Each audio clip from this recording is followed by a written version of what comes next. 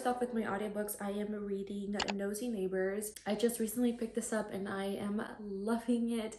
I tended to listen to a whole bunch of audiobooks and not pay very close attention to them. And I think I was just overloading. I was just trying to read as many books as I could. And I no longer want to do that. So I am only borrowing one book at a time on Libby. And this is the one that I'm currently listening to while I do chores, etc. It reminds me a lot of Vera Wong's Unsolicited Advice for Murderers, which I did read last year. It revolves around this lady and I imagine her to be like in her 60s, 70s. I can't remember if the book mentions her age, but I imagine her to be like in her 60s, 70s, and she's super nosy. She has like this log where she tracks everybody's movements, what everybody's doing, everything that she sees. She is constantly like on the lookout for her neighborhood. I think I'm around like 30% of the way through. So that is one that I'm reading. And then I am in the middle of 3 physical books. I am reading Dearest by Jacquie Walters. Now this one I am nearly done. I am on page 274, like I have this much left. And I just need to finish this. I don't know why I thought it was a good idea to pick this up during my postpartum phase, because this is about a new mom who is being left alone by her husband. Her husband is out for work. I can't remember if he's out like in the military, and she has her baby girl. I've also had my baby girl. Her daughter is also born early.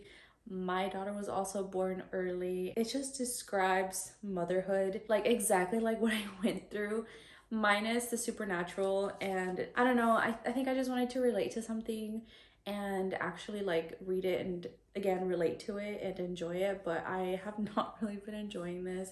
I've just been pushing myself to finish it, and I know that that's not the best thing to do for me in my case. Like the thing that will motivate me is to just get things done, and I hope that by getting this read will motivate me to keep reading. I'm also reading the Book of Cold Cases by Simone St. James. I am on page 252.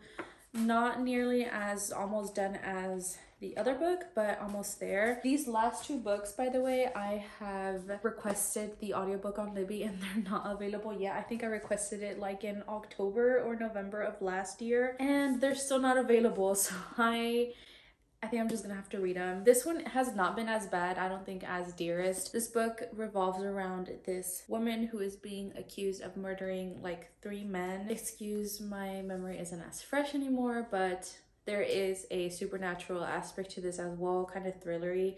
And I have a feeling that I picked up these 2 books in October wanting to read something for the Halloween season and just never finished them. Now I have been enjoying this, but I have just lost interest. Like there hasn't been like anything moving forward, so I think that's probably why I have not been picking it up.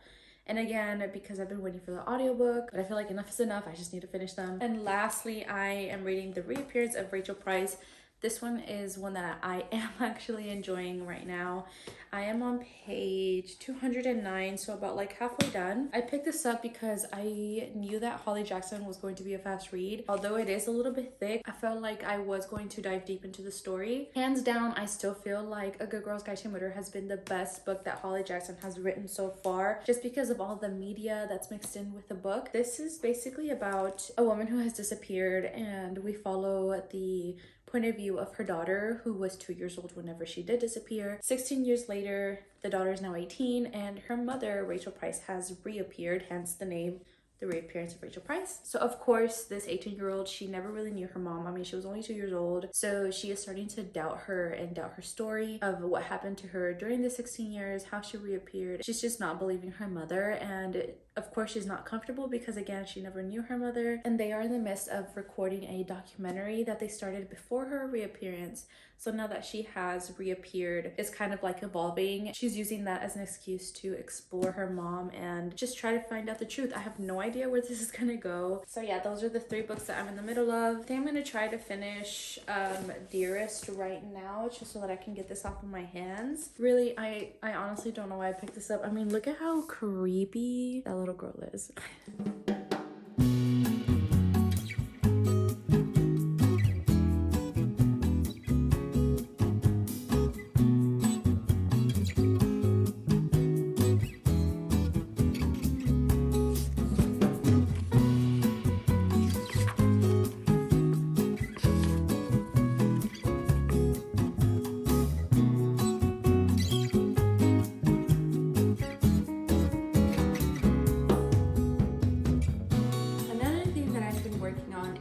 going back to the gym.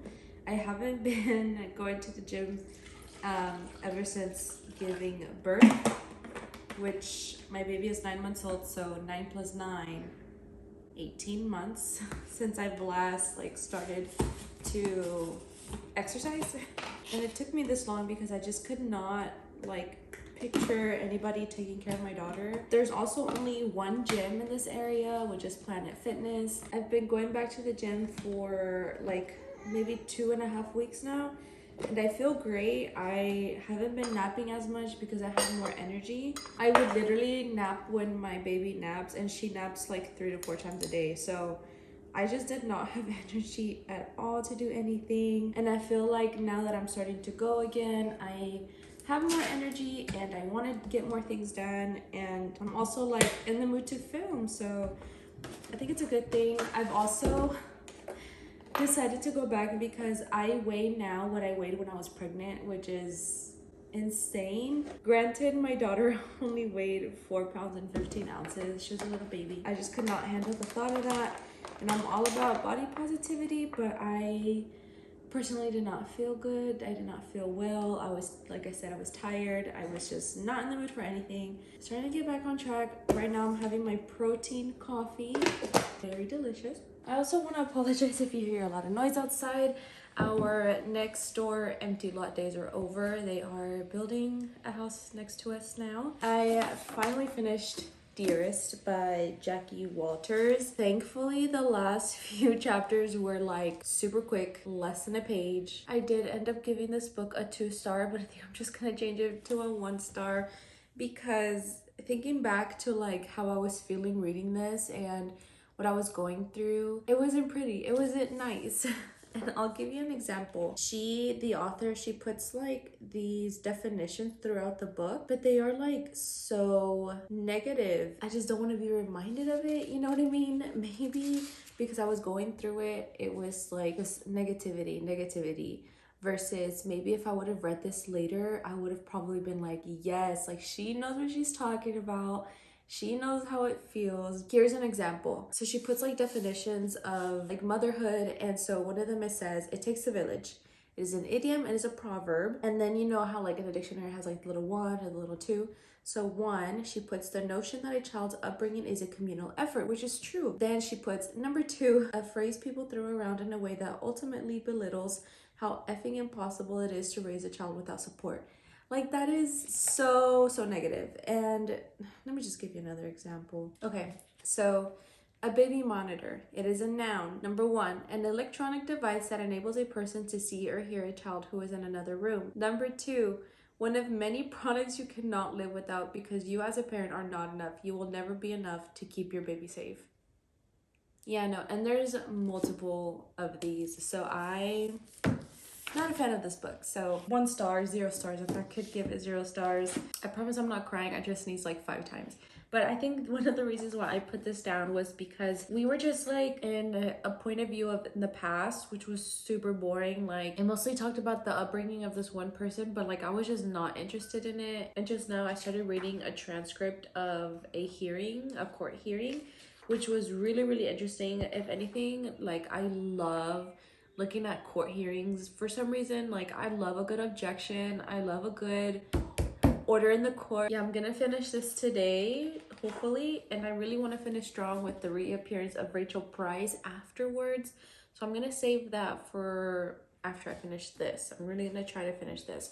I've also opened up a little cake pop business that I run here in my own kitchen. I do have an order to work on today, so you will get to see me do that as well.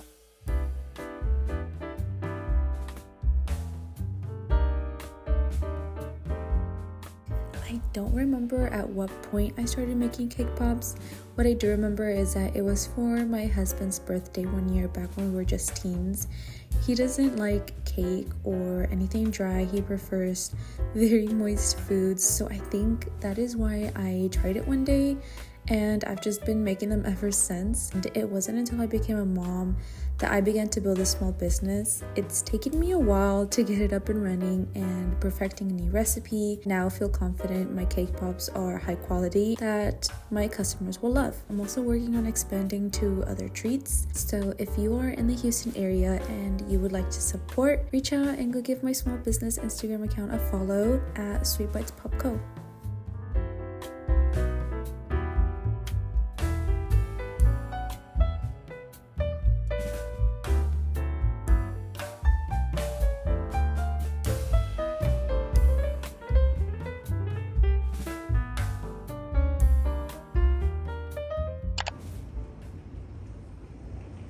Not me starting off this video with the sunshines and rainbows, and it's literally pouring outside.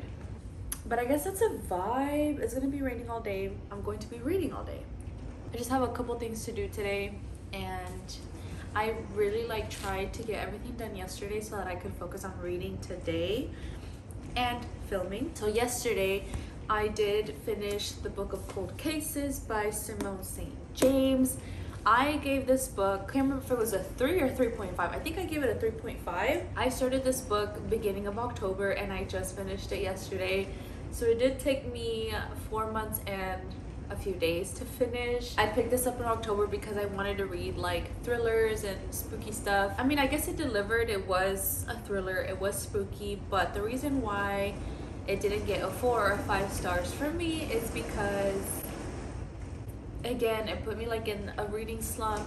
And I did write a review on my Goodreads kind of explaining how I felt about it. I mentioned on my review that I enjoy when thrillers give you the answer from the very beginning, and then you have this information in your hands and you can't quite put it together just yet until the very end, and you just get this aha moment where you realize this is what's going on, this is what's happening, I can't believe I didn't see this coming. But this gave us some new information past the midway point and used that as the big revelation. And I don't know if I really enjoy that because I'm not tricked into it. I don't know how to explain it, but I did kind of enjoy the the paranormal aspect of the story. I'm a big scary cat, so while I was reading the ending of this, I was facing my bed frame and the door, and the rest of my room was behind me, and I was yeah, I'm a big scary cat. I think that for me saved the story. Yeah, 3.5 out of 5 stars.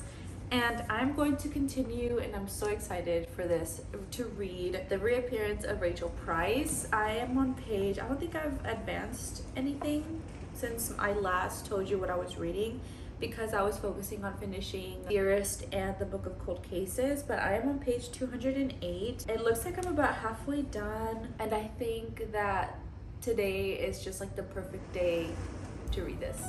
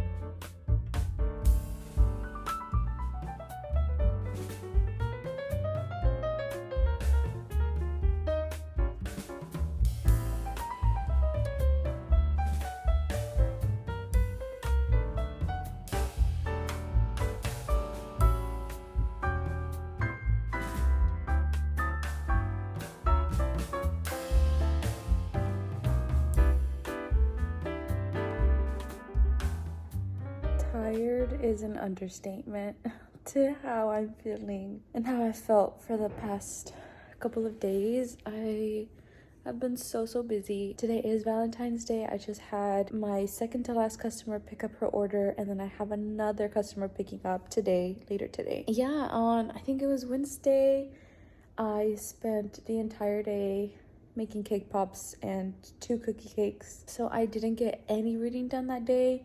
Yesterday I did read some, but not as much as I wanted to. I am in the biggest reading mood, and I also went to the gym yesterday, and worked upper body, and I am so sore, which means tomorrow is just gonna be even worse. I look so tired. Oh my god. I love this book. I mean, I love Holly Jackson's writing. I think that she writes really strong young female characters like Pip, and I forget her other character that she wrote for, was it Five Survive? And I don't know, I would really like to see her write a young male character. Like, I'm curious how her brain would come up with a male character. So yeah, I'm going to stop filming now because my arm is killing me. It's so sore, and me holding the phone up, I can't feel my arm anymore.